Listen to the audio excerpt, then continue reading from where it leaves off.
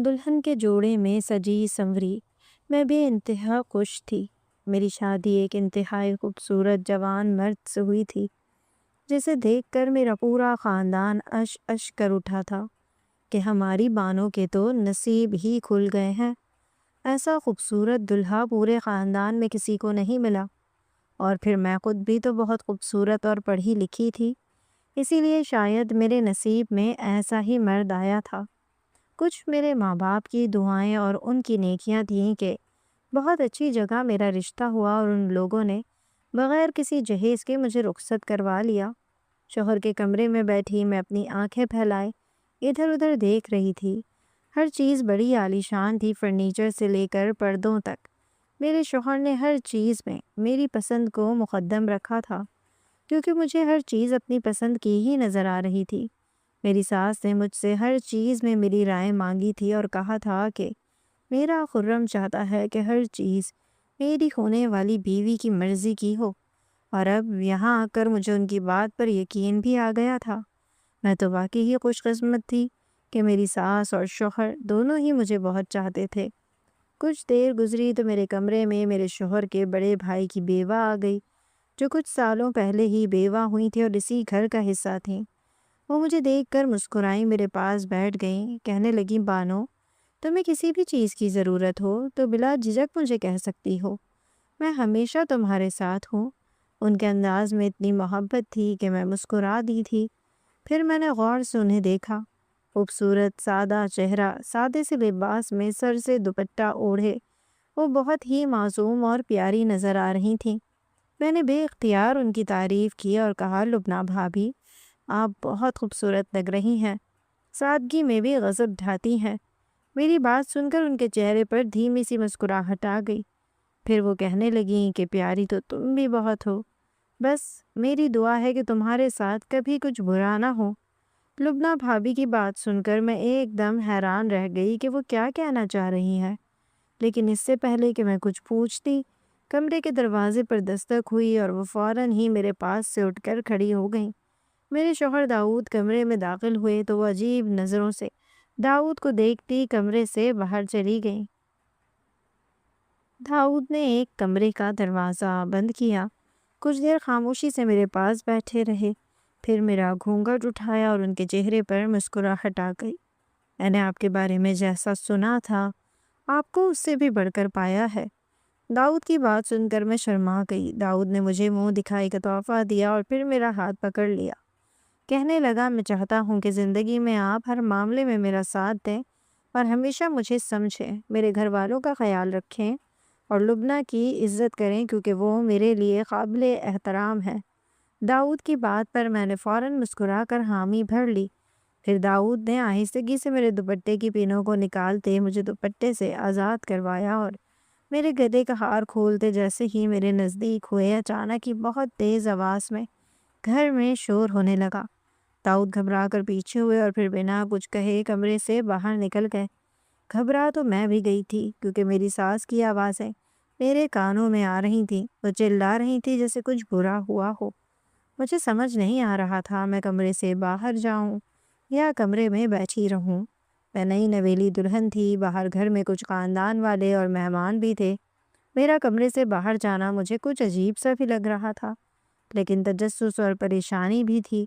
میں کافی دیر تک اپنی جگہ بیٹھی رہی، لیکن جب داؤد واپس نہ آئے تو میں نے اپنا لباس تبدیل کیا اور پھر خود بھی کمرے سے باہر نکل گئی۔ میں نے دیکھا کہ گھر میں اب مہمان تو نہیں تھے، لیکن بھابھی کے کمرے سے آوازیں آ رہی تھیں۔ میں وہاں گئی تو میری ساس اور داؤد وہاں موجود تھے۔ بھابھی بستر پر لیٹی ہوئی تھیں، ایک ڈاکٹر صاحب وہیں کھڑے ہوئے تھے جو کہہ رہے تھے، آپ لوگ ان کا بہت خیال رکھیں، انہیں آپ کی توجہ اور آرام کی ضرورت ہے۔ داؤد ڈاکٹر صاحب کو چھوڑنے کے لیے کمرے سے باہر نکلنے لگے تو ان کی نظر مجھ پر گئی۔ میں نے فوراً ہی ایک طرف ہو کر راستہ دیا۔ داؤد ڈاکٹر صاحب کے ساتھ باہر نکل گیا اور میں اپنی ساس کے نزدیک چلی گئی۔ میری بھابھی نیم بے ہوش جیسی حالت میں بستر پر تھیں۔ اماں، سب خیریت تو ہے؟ میں نے آہستگی سے پوچھا تو میری ساس کی آنکھوں میں آنسو آ گئے۔ کہنے لگیں، بس بیچاری صبح سے بھاگ دوڑ میں لگی ہوئی تھی، آج کا دن ہی اتنا تھکان بھرا تھا، اسی لیے اس کی طبیعت خراب ہو گئی ہے، تم پریشان نہ ہو، جا کر آرام کر لو۔ ساس کی بات پر مجھے تسلی ہوئی کیونکہ میرے اپنے گھر والے بھی اتنی ہی بھاگ دوڑ کر رہے تھے۔ شادی بیاہ کے معاملات کی وجہ سے کئی دنوں سے میرے والد نے بھی آرام نہیں کیا تھا، اس لیے بھابھی کی خراب طبیعت کی وجہ مجھے سمجھ آ گئی تھی اور میں اپنے کمرے میں آ کر لیٹ گئی تھی۔ لیکن اس کے بعد داؤد کمرے میں واپس نہیں آئے اور میں ان کا انتظار کرتے کرتے سو گئی۔ صبح جب میری آنکھ کھلی تو وہ میرے پاس ہی بستر پر سو رہے تھے۔ مجھے اٹھ کر شرمندگی ہوئی کہ میرا شوہر کیا سوچے گا کہ میں نے اس کا انتظار تک نہیں کیا۔ پھر میں اٹھ کر تیار ہوئی اور اپنے بالوں کو برش کرنے لگی۔ جب داؤد کی آنکھ کھلی، مجھے دیکھتے ہی وہ مسکرا کر کہنے لگے، میں معذرت چاہتا ہوں، رات کو مجھے ذرا کمرے میں آنے میں دیر ہو گئی تھی۔ ڈاکٹر صاحب کو رخصت کر کے میں لبنہ کے لیے میڈیسنز لینے کے لیے چلا گیا تھا۔ داؤد کی بات سن کر میں کچھ چونکی تھی۔ وہ لبنہ کو بھابھی نہیں کہتے تھے بلکہ ان کے نام سے پکارتے تھے، جبکہ وہ رشتے اور عمر میں ان سے بڑی تھیں۔ خیر، میں نے فی الحال یہ سوال کرنا مناسب نہیں سمجھا اور خود بھی شرمندگی کا اظہار کیا کہ مجھے آپ کے لیے جاگنا چاہیے تھا۔ داؤد کہنے لگے، اب تو زندگی بھر کا ساتھ ہے، تمہیں اور مجھے ہمیشہ ہی ساتھ رہنا ہے۔ ان کا نرم ملائم انداز، محبت بھرا لہجہ مجھے احساس دلا رہا تھا کہ میرا لائف پارٹنر ایک بہت ہی اچھا اور قابل انسان ہے۔ سمجھدار ہونے کے ساتھ ساتھ وہ محبت کرنا بھی جانتا ہے۔ تھوڑی دیر میں دروازہ بجا، میں نے فوراً ہی دروازہ کھولا تو باہر لبنہ بھابھی کھڑی تھیں۔ انہوں نے غور سے مجھے دیکھا جیسے کچھ جانچنا چاہ رہی ہوں۔ میں گھبرا گئی، نظریں چرانے لگی۔ مجھے معلوم تھا کہ اکثر عورتیں نئی نویلی دلہنوں کو اس طرح جانچنے کی کوشش کرتی ہیں، لیکن میرے اور میرے شوہر کے درمیان تو ایسا کوئی تعلق بنا ہی نہیں تھا۔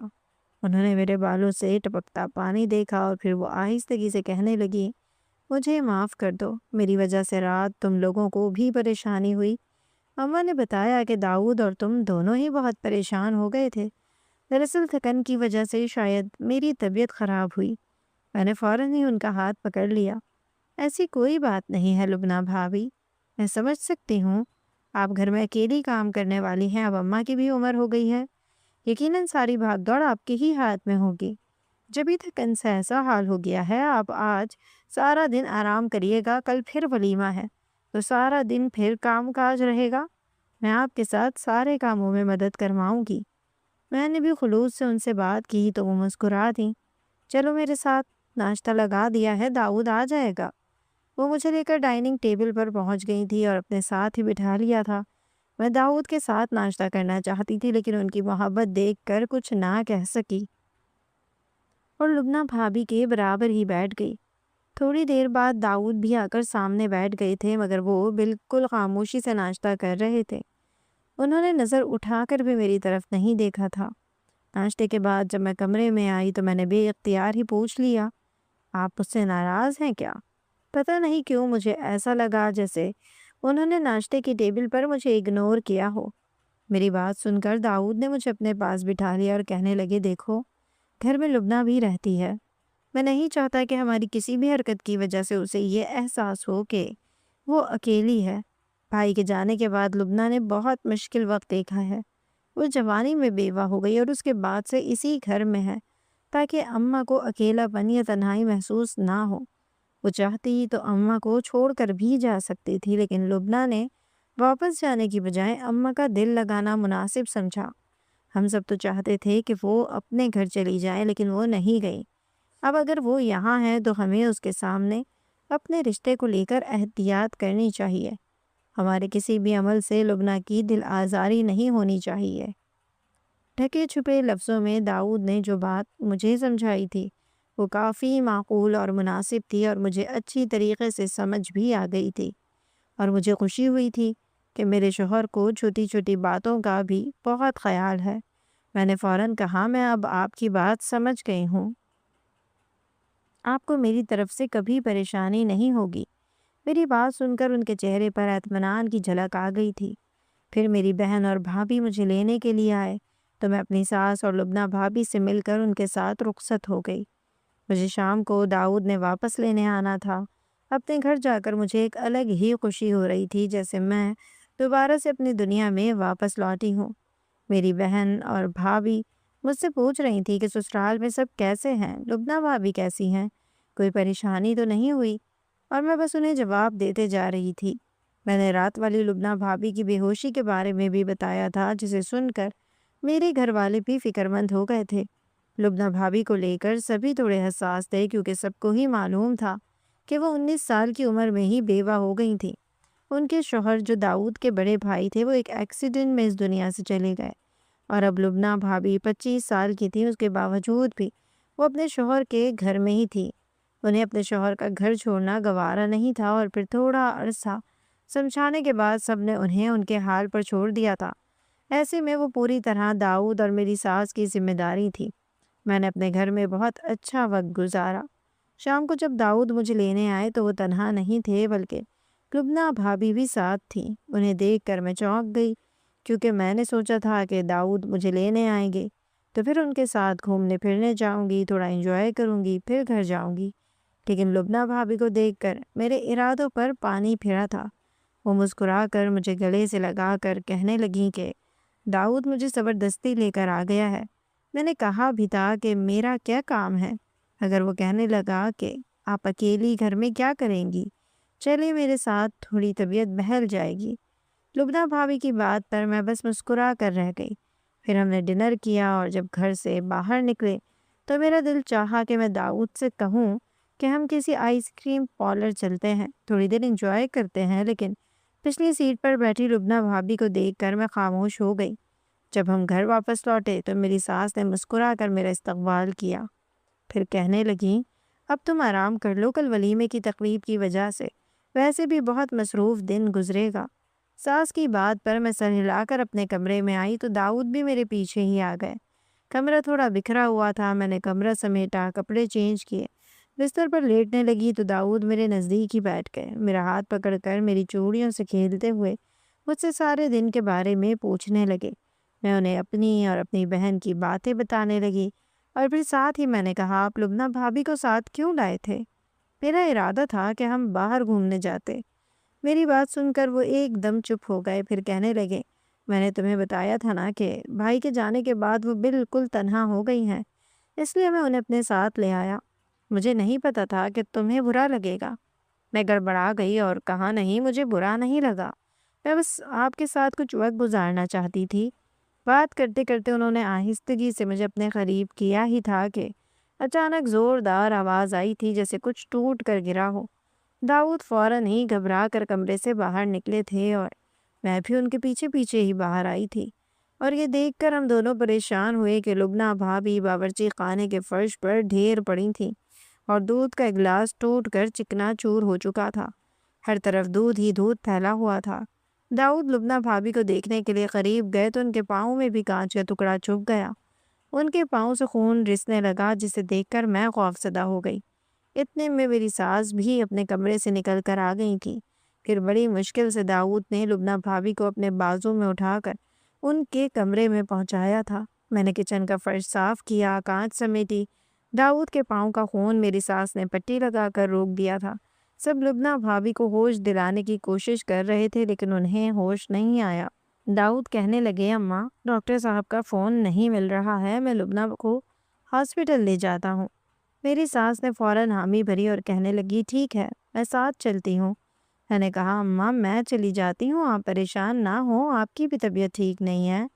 دراصل میری ساس کو کمر درد کا مسئلہ تھا، اور شادی کی تقریب کی وجہ سے تھکن کے بعد یہ درد اور بھی بڑھ گیا تھا۔ میری ساس کوئی جواب دیتی اس سے پہلے ہی داؤد بول پڑے تم گھر پر ہی رہو، میں اکیلے ہی لبنہ کو لے جاؤں گا، پریشانی کی بات نہیں ہے۔ پھر انہوں نے لبنہ بھابھی کو اٹھا کر گاڑی کی پچھلی سیٹ پر ڈالا اور اکیلے ہی انہیں لے کر اسپتال چلے گئے۔ یہ بات میرے لیے بڑی حیران کن تھی کہ بیمار اور بے ہوش عورت کو دکھانے کے لیے ساتھ میں کسی اور عورت کا ہونا بھی ضروری تھا، لیکن داؤد راضی ہی نہیں ہوئے اور مجھے اور اماں دونوں کو ہی چھوڑ گئے۔ پھر تقریباً رات 3 بجے کے قریب جب وہ واپس لوٹے تو لبنہ بھابھی کو تو ہوش آ چکا تھا، مگر وہ بالکل نڈھال سی داؤد کے سہارے گھر میں داخل ہوئی تھی۔ داؤد نے انہیں ان کے کمرے میں پہنچایا، میں بھی فوراً ان کے پاس چلی گئی۔ ان کی آنکھوں میں آنسو تھے، چہرے پر تھکن۔ کہنے لگی میری وجہ سے تم لوگوں کو بہت پریشانی ہو رہی ہے، پتہ نہیں مجھے کیا ہو گیا ہے۔ وہ رونے لگیں تو میں نے فوراً ہی انہیں سنبھالا اور کہا بھابھی پریشان نہ ہو، طبیعت خراب ہے تو 2-4 دن میں ٹھیک ہو جائے گی۔ ڈاکٹر نے کیا کہا ہے؟ میں نے لبنہ بھابھی سے پوچھا تو انہوں نے کندھے اچکا دیے، کہنے لگی مجھے تو نہیں معلوم، داؤد نے ہی ڈاکٹر سے بات کی ہے، وہ آتا ہی ہوگا، اس سے پوچھ لینا۔ میں نے بھابھی سے کہا آپ آرام کریں، میں یہیں آپ کے پاس بیٹھی ہوں۔ میں نے انہیں چادر اڑائی اور کمرے کی لائٹ بند کر دی، خود ان کے پاس ہی بیٹھ گئی۔ تھوڑی دیر بعد دروازے پر دستک دے کر داؤد اندر آئے، دوائیں ایک طرف رکھی اور کہنے لگے آج رات تم لبنہ کے پاس ہی سو جاؤ، ڈاکٹر نے کہا ہے لبنہ کو اکیلے نہیں چھوڑنا ہے، ہو سکتا ہے آدھی رات کو اسے پانی وغیرہ کی ضرورت ہو یا واش روم جانا ہو، تب تم ساتھ جانا۔ مجھے ہدایت دیتے داؤد تو کمرے میں چلے گئے تھے، جبکہ میرا دل عجیب ہی پریشانی سے بھر گیا تھا۔ یہ میری شادی کے بعد کی دوسری رات تھی جو لبنہ بھابھی کی بے ہوشی کے دورے کے نظر ہو گئی تھی۔ خیر ان کی طبیعت کو دیکھتے ہوئے میں خاموشی سے ان کے نزدیک ہی لیٹ گئی۔ دل میں بے چینیاں بھری ہوئی تھیں، بس میں بے تابی سے کروٹیں بدل رہی تھی۔ میں داؤد کے ساتھ وقت گزارنا چاہتی تھی، ان سے بات کرنا چاہتی تھی، لیکن ایسا کوئی موقع میرے ہاتھ ہی نہیں آ رہا تھا۔ اور پھر صبح ہوئی تو میں نے اپنے کمرے کا رخ کیا، لیکن داؤد وہاں گہری نیند سو رہے تھے۔ مجھے بے انتہا غصہ آ رہا تھا، میں خاموشی سے ان کے پاس ہی لیٹ گئی۔ وہ نیند میں تھے، اس لیے میں نے ان کی کمر کے گرد اپنا ہاتھ ڈالا، مگر اسی لمحے مجھے لبنہ بھابھی کی آواز سنائی دی، وہ مجھے پکار رہی تھی۔ مجھے اور شدید غصہ آیا، ابھی تو میں داؤد کے قریب بھی نہیں ہوئی تھی کہ ان کی آوازیں آنے لگی تھیں۔ میں اٹھ کر ان کے پاس گئی تو وہ کہنے لگی آج میری ناشتہ بنانے کی ہمت نہیں ہے، تم ناشتہ بنا دو گی؟ سر پکڑے وہ بے انتہا بے حال تھی، اور مجھے نہ جانے کیوں اسے ایک پل میں ایسا لگا جیسے وہ جان بوجھ کر یہ سب کر رہی ہوں۔ اور دوسرا خیال یہ آیا کہ کہیں وہ گھر کے کاموں سے تو جان نہیں چھڑانا چاہتی، ایسا تو نہیں کہ انہوں نے جان بوجھ کر بستر پکڑ لیا ہو تاکہ میں جو نئی نویلی دلہن ہوں وہ سارے گھر کی ذمہ داریاں اٹھا لوں۔ مگر اس وقت میں ان سے ایسی کوئی بھی بات نہیں کہہ سکتی تھی، اس لیے میں نے فوراً کہہ دیا جی بھابھی ٹھیک ہے، داؤد کو جگا دوں پھر بنا دوں گی۔ وہ کہنے لگی داؤد کو میں جگا دیتی ہوں، مجھے اسے دواؤں وغیرہ کا بھی پوچھنا ہے، تم ناشتہ بنانے کے لیے چلی جاؤ، میں خود پیچھے سے آ کر تمہاری مدد کرواتی ہوں۔ میں تم سے کہتے ہوئے شرمندہ ہوں، مجھے اچھا نہیں لگ رہا، تم نئی نویلی دلہن ہو، تمہیں اس وقت باورچی خانے میں نہیں جانا چاہیے، لیکن پتہ نہیں کیوں اتنے چکر آ رہے ہیں کہ بس۔ وہ دیوار کے سہارے سے چلتی ہوئی اپنے کمرے سے نکلی تھیں اور ساتھ ساتھ مجھ سے باتیں بھی کر رہی تھیں۔ میں نے فوراً کہا بھابھی ایسی کوئی بات نہیں ہے، یہ گھر اب میرا بھی ہے، اس لیے مجھے ناشتہ بنانے یا کام کرنے میں کوئی تکلیف نہیں۔ میری بات پر وہ مسکرا دیں اور کمرے میں چلی گئیں، جبکہ میں ناشتہ بنانے کے لیے کچن میں پہنچ گئی۔ تھوڑی دیر گزری تھی، وہ خود میرے پاس آ گئی اور پھر بڑی پھرتی سے انہوں نے ناشتہ بنانا شروع کیا تھا۔ وہ اپنے کام میں ماہر تھیں۔ اس کے بعد انہوں نے مجھ سے زیادہ کچھ نہیں کروایا تھا، بلکہ مجھے کرسی ڈال کر اپنے پاس ہی بٹھا لیا، کہنے لگیں بیٹھ جاؤ، مجھ سے باتیں کرتی رہو۔ میں ان سے باتیں کرتی رہی اور ناشتہ تیار ہو گیا۔ ان کے ناشتہ بنانے کی وجہ سے میری یہ سوچ اپنے آپ ہی دم توڑ گئی کہ وہ جان بوجھ کر مجھ سے کام کروانے کے لیے کوئی ڈرامہ یا ڈھونگ کر رہی ہوں گی۔ باتیں کرتے ہوئے میں نے ان سے ان کے گھر والوں کے بارے میں پوچھا، کیونکہ میں نے ابھی تک لبنہ بھابھی کے گھر والوں کا کوئی ذکر نہیں سنا تھا، نہ ہی شادی میں کوئی ایسا مہمان مجھ سے ملا تھا جس نے اپنا تعارف لبنہ بھابھی کے حوالے سے کروایا ہو۔ اس لیے میں نے ان سے پوچھا کہ آپ کے گھر والے کہاں ہیں؟ کیا آپ کے گھر سے شادی میں کوئی نہیں آیا تھا؟ یہ سنتے ہی ان کی آنکھوں میں نمی تیر گئی، کہنے لگیں کہ میں تو بچپن میں ہی یتیم ہو گئی تھی، ایک بھائی تھا اور پھر بھائی نے ہی میری ذمہ داری اٹھائی، میں بھائی کے ساتھ رہنے لگی، لیکن بھابھی کے ساتھ زیادہ عرصے تک میری بن نہ پائی، وہ مجھے پسند نہیں کرتی تھی، اس لیے میں بہت پریشان رہنے لگی۔ اور پھر جب خالہ نے میری حالت دیکھی تو خالہ نے مجھے اپنی بیٹی بنا لیا، اور پھر میں اسی گھر میں پلی بڑی ہوں۔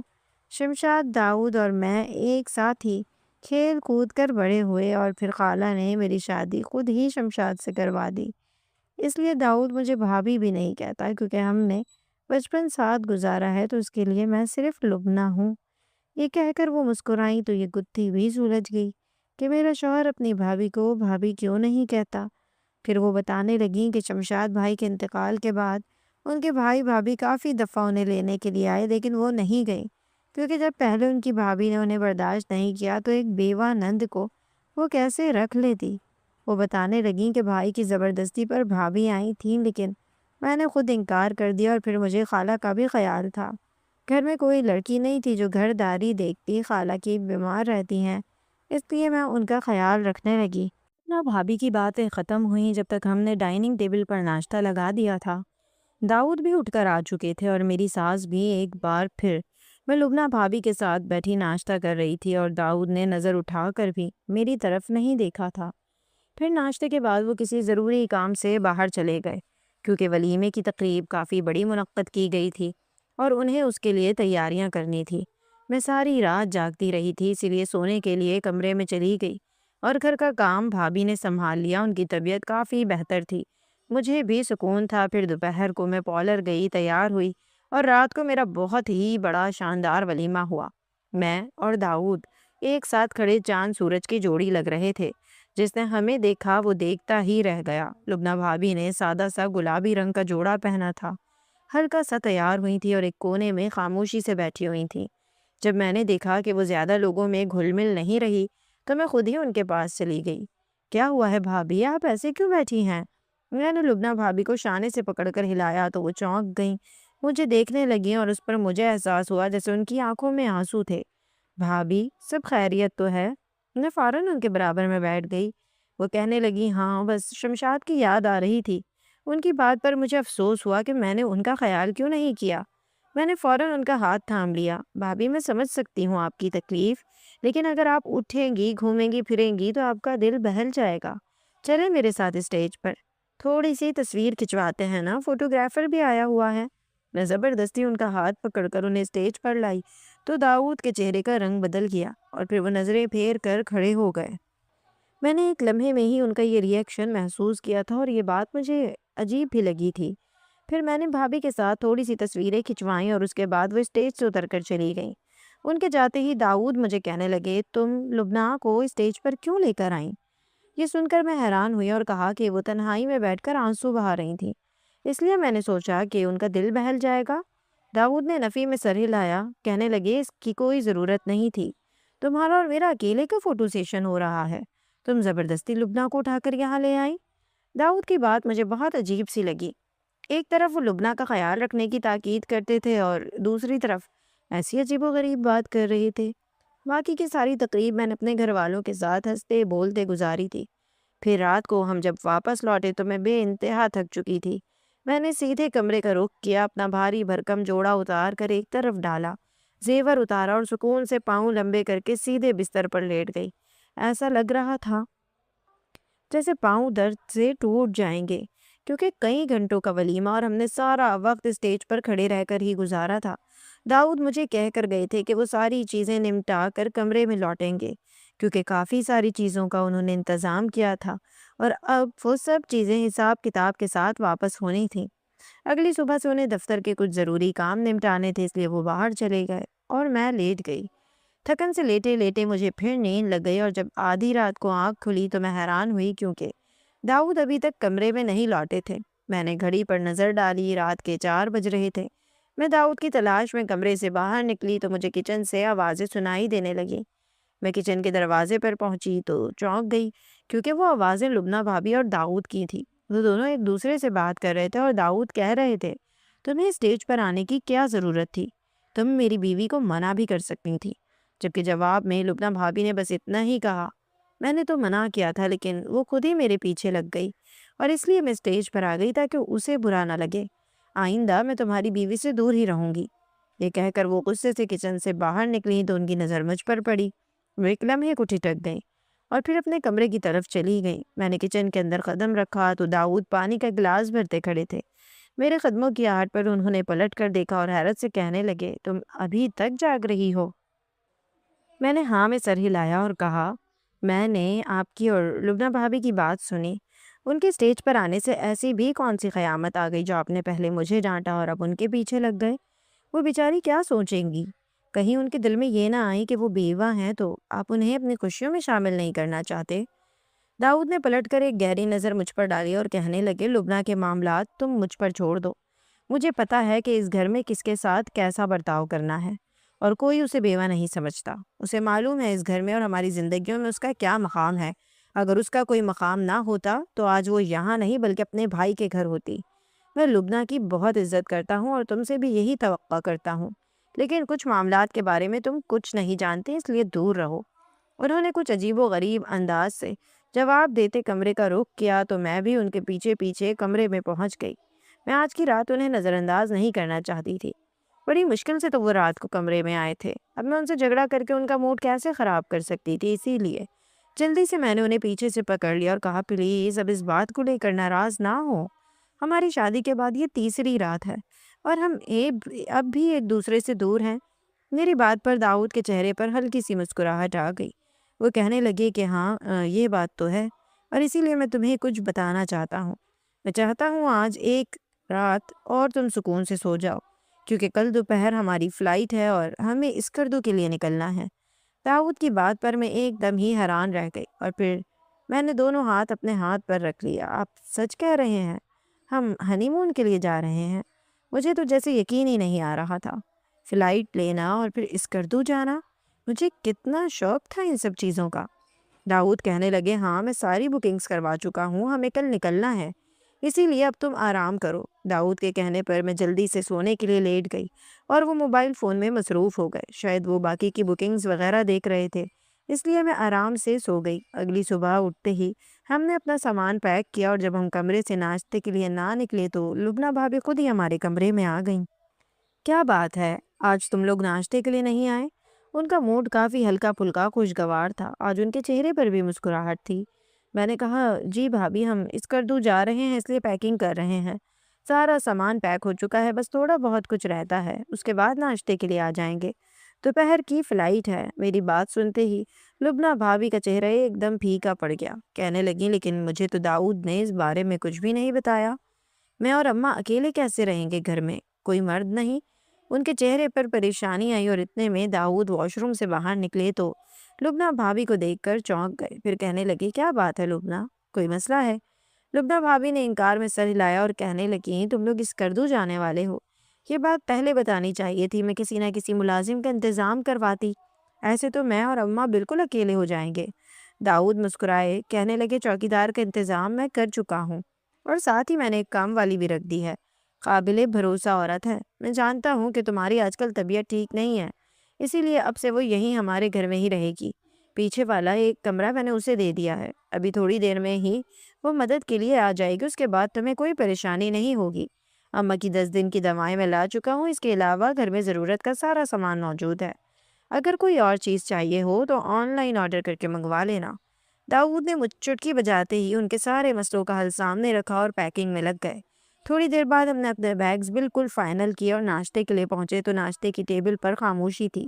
اماں کی طبیعت ٹھیک نہیں تھی، وہ دھیرے دھیرے ناشتہ کر رہی تھی، جبکہ لبنہ بھابی نے کوئی اور بات نہیں کی تھی۔ پتہ نہیں کیوں مجھے ایسا لگا تھا جیسے ہمارے جانے کا سن کر انہیں کچھ اچھا نہ لگا ہو۔ پھر ساتھ مجھے یہ خیال بھی آیا کہ ان کی اپنی زندگی روکھی پھیکی اور بے رنگ ہے، شاید اسی لیے وہ میرے اور میرے شوہر کے تعلق کو برداشت نہیں کر پا رہی ہیں۔ پھر ہم سامان لے کر نکلنے لگے۔ داؤد اماں سے مل ہی رہے تھے کہ لبنہ بھابی ایک دم سے چکرا کر زمین پر گری اور کچھ اس طرح گری کہ ان کا سر پھٹ گیا۔ یہ دیکھنا تھا کہ میری چیخ نکل گئی۔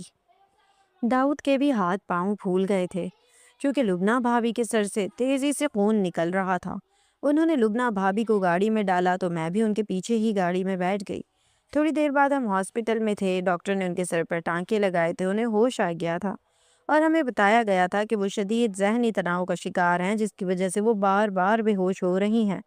انہیں آرام کے ساتھ ساتھ سب کی توجہ اور محبت کی ضرورت ہے، انہیں بالکل اکیلا نہ چھوڑا جائے۔ ڈاکٹر نے دواؤں کا پرچہ تھمایا تھا۔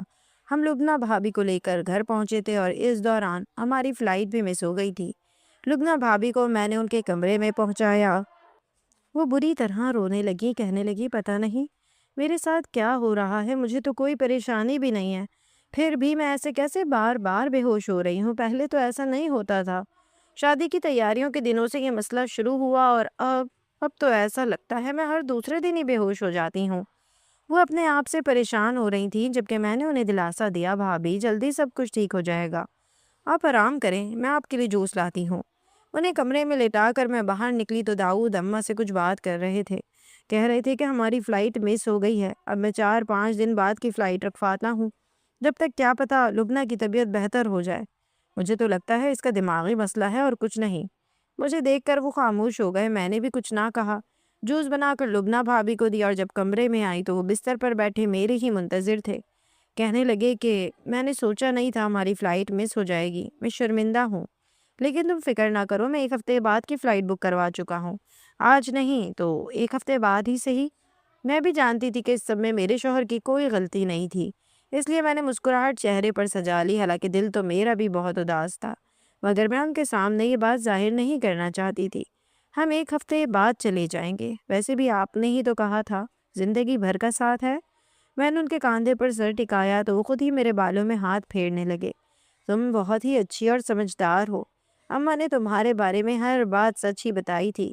ان کی بات پر میں نے مسکرا کر کہا، آپ بھی تو بہت اچھے شوہر ہیں، میرا بہت خیال رکھتے ہیں، مجھے اس سے زیادہ اور کیا چاہیے۔ وہ کہنے لگے، چلو ہم ہنی مون پر تو نہیں جا سکے، تمہارے گھر چلتے ہیں، کچھ دیر تمہارا دل ہی بہل جائے گا، گھر میں ویسے بھی ملازمہ آ چکی ہے، اب کوئی مشکل نہیں ہوگی۔ پھر وہ اماں کو بتا کر مجھے میرے گھر لے گئے۔ میرے گھر والے مجھے دیکھ کر بڑے حیران ہوئے، کیونکہ میں نے صبح ہی سب کو فون کر کے بتایا تھا کہ دوپہر کو میں ہنی مون کے لیے جا رہی ہوں اور اب شام کے وقت میں ان کے گھر پر موجود تھی۔ پھر میں نے اماں کو تنہائی میں لبنہ بھابھی کے بارے میں بتایا تو اماں کچھ چونک گئیں، کہنے لگیں، یہ معاملہ اتنا سیدھا نہیں جتنا تمہیں لگتا ہے، تم خود سوچو نا، سارا وقت وہ ٹھیک رہتی ہے، لیکن جہاں تمہاری اور تمہارے شوہر کی بات آتی ہے اسے بے ہوشی کا دورہ پڑ جاتا ہے۔ اب تم بتا رہی ہو کہ وہ سارا دن ٹھیک تھی، صبح بھی اس کا موڈ اچھا تھا، لیکن جب تمہارے نکلنے کا وقت آیا تو وہ چکرا کر گر گئی۔ ایسا تو نہیں کہ معاملہ کچھ اور ہو؟ اماں کی بات سن کر میں حیران ہوئی اور کہا، اماں کچھ اور کیا معاملہ ہوگا؟ مجھے اماں کی بات سمجھ میں نہیں آئی۔ اماں مسکرائیں، کہنے لگیں، میری بیٹی بہت بھولی ہو، لیکن یہ دنیا اتنی سیدھی نہیں ہے، مجھے لگتا ہے تمہاری جٹھانی کوئی کھیل کھیل رہی ہے۔ میں دعا کروں گی کہ تمہاری زندگی آسان ہو اور مزید تمہاری جٹھانی ایسی کوئی حرکت نہ کرے۔ میں نے اماں سے کہا، مجھے نہیں لگتا کہ انہوں نے جان بوجھ کر کچھ کیا ہوگا، کیونکہ ان کے سر پر کافی گہری چوٹ آئی ہے اور ٹانکے بھی لگے ہیں۔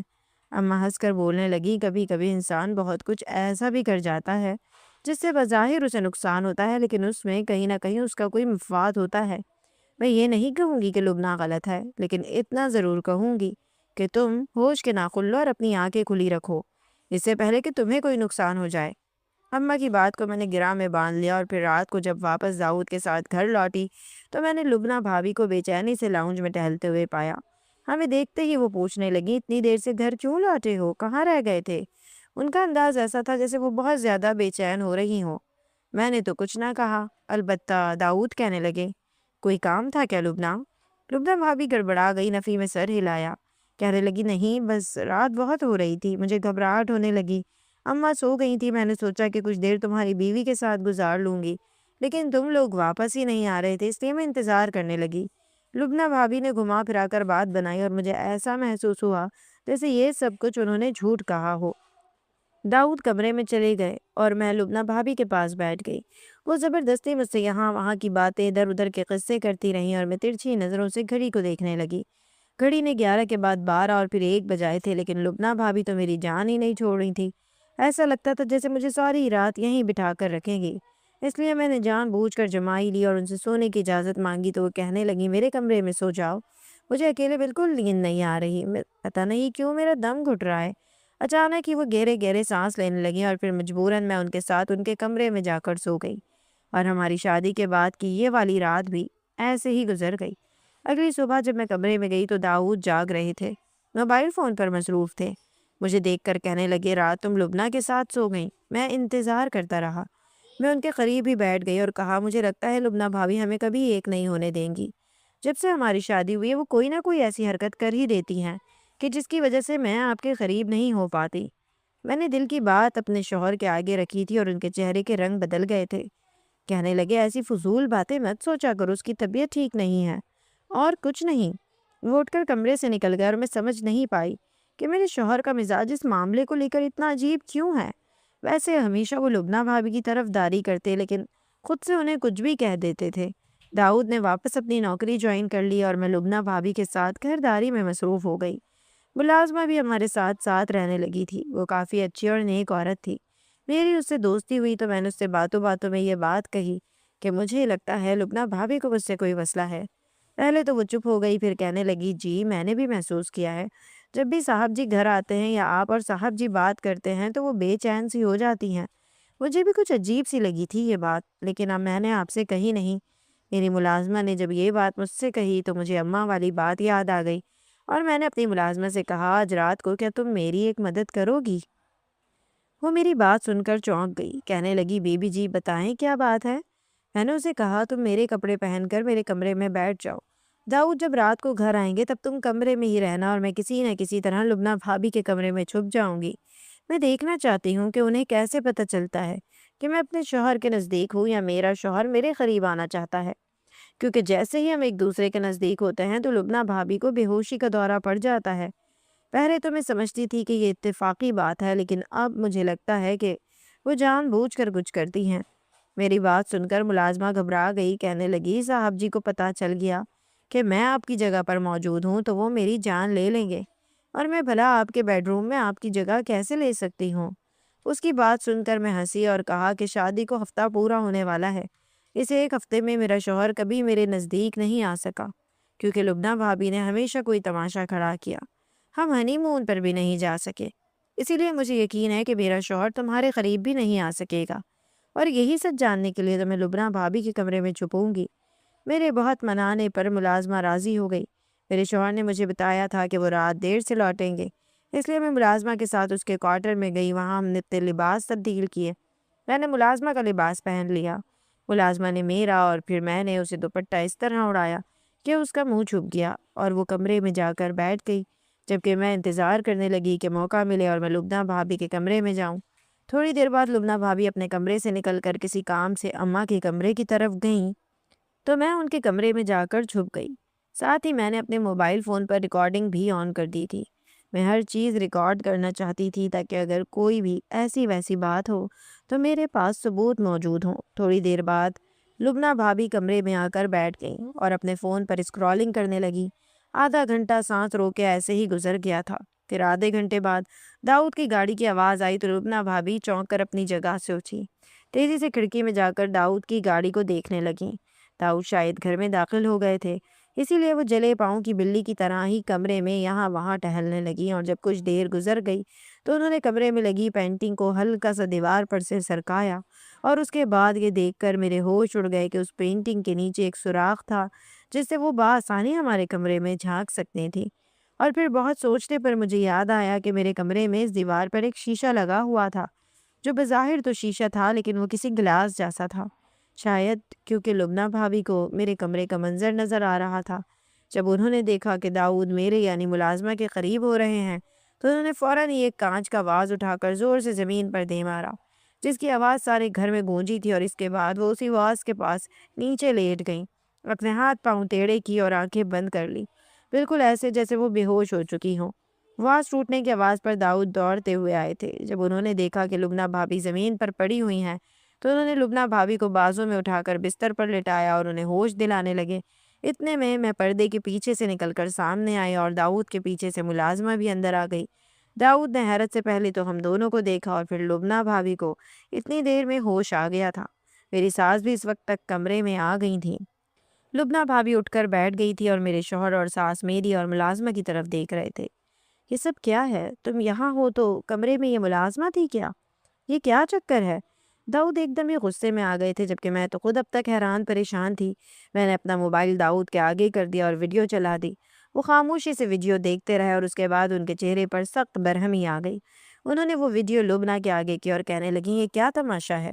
تمہیں شرم نہیں آتی؟ تم اس طرح ہمارے کمرے میں جھانکتی ہو، ہماری خلوت میں دخل اندازی کرتی ہو، تم ایک بے انتہا بے شرم عورت ہو۔ لبنہ داؤد کی بات سن کر بری طرح رونے لگی۔ میری ساس نے بھی ویڈیو دیکھ لی تھی، وہ بھی لبنہ کے سامنے کھڑی ہو گئی۔ میں نے تمہیں اپنی بیٹی کہا، اپنے بڑے بیٹی کی شادی تم سے کروائی، تمہیں اس گھر کی عزت بنایا، لیکن تم ہماری ہی عزت کو مٹی میں ملانا چاہتی ہو۔ یہ کیا حرکت ہے لبنہ؟ لبنہ روتے ہوئے کہنے لگی میں ہمیشہ سے داؤد کو پسند کرتی تھی، لیکن آپ نے میری شادی اپنے بڑے بیٹے شمشاد سے کروا دی۔ میں کہہ نہ سکی کہ میں شمشاد سے شادی نہیں کرنا چاہتی۔ پھر شمشاد اس دنیا سے چلا گیا تو مجھے لگا اب آپ مجھے داؤد کی دلہن بنائیں گی، لیکن آپ نے ایسا کچھ نہیں کیا بلکہ اس لڑکی کو داؤد کے لیے پسند کر لیا۔ میں نے داؤد سے بات بھی کرنی چاہی کہ وہ یہ شادی نہ کرے، لیکن داؤد کو یہ بانو پسند آ گئی تھی، اس لیے اس نے بانو سے شادی کر لی اور میں تڑپتی رہ گئی۔ میں نہیں چاہتی تھی یہ دونوں کبھی ایک ہو۔ میں چاہتی تھی کہ بس کسی طرح بانو اس گھر سے چلی جائے اور داؤد مجھے اپنی زندگی میں شامل کر لے۔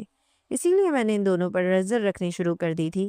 کمرے کی سیٹنگ کے دوران میں نے جان بوجھ کر ایسا شیشہ لگوایا، اس کی ایک طرف تو شیشہ تھا لیکن دوسری طرف سے آر پار سے نظر آنے والی کانچ، اور پھر اپنے کمرے میں نے یہاں سوراخ کروا دیا تاکہ میں ان کے پورے کمرے پر نظر رکھ سکوں، اور میں نے جان بوجھ کر انہیں ہنی مون پر بھی اسی لیے نہیں جانے دیا تھا کیونکہ میں داؤد سے محبت کرتی ہوں اور داؤد سے شادی کرنا چاہتی ہوں۔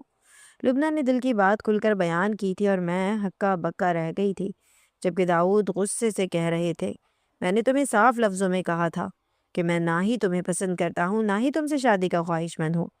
میں نے جب بانو کو دیکھا مجھے بانو سے محبت ہو گئی، اس لیے میں نے بانو سے شادی کی۔ میں تمہاری عزت کرتا ہوں لیکن اس کا مطلب یہ نہیں کہ تمہاری غلط بات بھی مان لوں گا۔ تم جہاں کہو گی میں تمہاری شادی کروا دوں گا، لیکن میں تم سے شادی نہیں کر سکتا۔ مجھے اندازہ تھا کہ تم یہ سب کچھ جان بوجھ کر رہی ہو، لیکن نہ ہی میرے پاس کوئی ثبوت تھا اور نہ ہی مجھے یہ سمجھ آ رہا تھا کہ تمہیں یہ سب کچھ پتہ کیسے چلتا ہے، مگر اب سب میری آنکھوں کے سامنے ہے، اس لیے میں چاہتا ہوں کہ تم ابھی اور اسی وقت اپنا سامان باندھو اور میں تمہیں تمہارے بھائی کے گھر بھجوا دوں۔ مزید ہم تمہیں اس گھر میں نہیں رکھ سکتے۔ تمہارا رشتہ شمشاد کی وجہ سے ہم سے تھا اور اب شمشاد نہیں رہا۔ یہ سن کر لبنہ رونے لگی، لیکن داؤد نے اس کی ایک نہ سنی اور اسے اس کے بھائی کے گھر بھجوا دیا۔ اس کے جانے کے بعد میری ساس بہت روئیں کیونکہ وہ اس سے بہت محبت کرتی تھی، لیکن داؤد نے انہیں سمجھایا کہ لبنہ کی بہتری کے لیے یہ فیصلہ ضروری تھا۔ وہ جب تک یہاں رہتی تب تک وہ میرے اور بانو کے درمیان کوئی رشتہ نہ بننے دیتی۔ میری ساس کو بھی اس بات کا اندازہ ہو چکا تھا، اسی لیے وہ خاموش ہو گئیں۔ لبنہ کے جانے کے بعد ہماری زندگی پرسکون ہو گئی۔ داؤد نے مجھ سے معافی مانگی تھی۔ انہوں نے کہا کہ مجھے معلوم تھا کہ لبنہ مجھے پسند کرتی ہے، لیکن میں اسے اپنانا نہیں چاہتا تھا کیونکہ میں نے بہت پہلے تمہیں کہیں دیکھا اور تب سے تم مجھے پسند تھی۔ میں تمہیں یہ بات بتا نہیں سکا کہ میں نے تم سے اپنی پسند سے شادی کی ہے، اور یہی بات لبنہ کے لیے ناقابل برداشت بن گئی۔ شادی والے دن جب تم نے اسے اسٹیج پر بلایا تب میں نے اس کے چہرے پر تمہارے لیے نفرت دیکھی تھی، اسی لیے مجھے غصہ آیا اور میں نے تمہیں بھی ڈانٹ دیا۔ داؤد نے ساری باتیں کلیئر کرتے مجھ سے معافی مانگی تو میں نے بھی کھلے دل سے انہیں معاف کر دیا تھا، پھر ان کی کوئی غلطی بھی نہیں تھی۔ لبنہ بھابھی اپنے بھائی کے گھر چلی گئی تھی اور میری ساس اس کے لیے رشتے تلاش کر رہی تھی تاکہ کسی اچھی جگہ اس کی شادی کر دی جائے۔ کبھی کبھی ہم انسان اپنی مرضی کے فیصلے چاہتے ہیں، دوسرے انسانوں پر اپنی زبردستی مسلط کرنا چاہتے ہیں، اور جب وہ نہیں ہو پاتا تو ہم الٹے سیدھے کام کرتے ہیں، غلط فیصلے لیتے ہیں، جس کی وجہ سے کئی زندگیاں خراب ہو جاتی ہیں۔ کچھ ایسا ہی لبنہ نے بھی کیا۔ اگر آپ کو ہماری یہ کہانی پسند آئی ہو تو ویڈیو کو لائک کیجیے، چینل کو سبسکرائب کیجیے اور بیل آئیکن کا بٹن دبانا نہ بھولیے گا۔